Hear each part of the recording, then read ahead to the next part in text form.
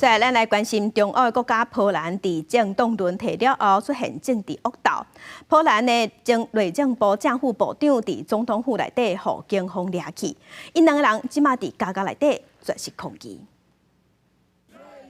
主张右派民粹主义路线的法律政治党，调集将近200个示威群众，吹杀组织伫华沙国会大楼门口抗议警方按总统府移监2个前政府官员逮捕入狱的事件。 But these jailings are illegal. They are political prisoners in Europe.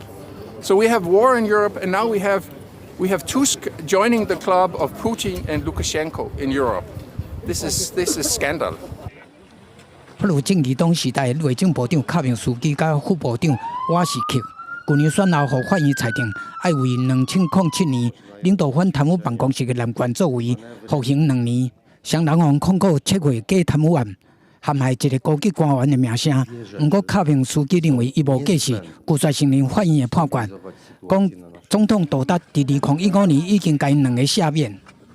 嫌因2人拢是法律政治党，伫警方去因的徛家要执行逮捕令的时阵，主动邀请卡平斯基甲瓦什克进入总统府内的杜达，随即召开记者会，讲对事件的发展感觉真着惊，表示对因2个人互放出来。 我叫誓不甘休。Chcę Państwa zapewnić o jednym.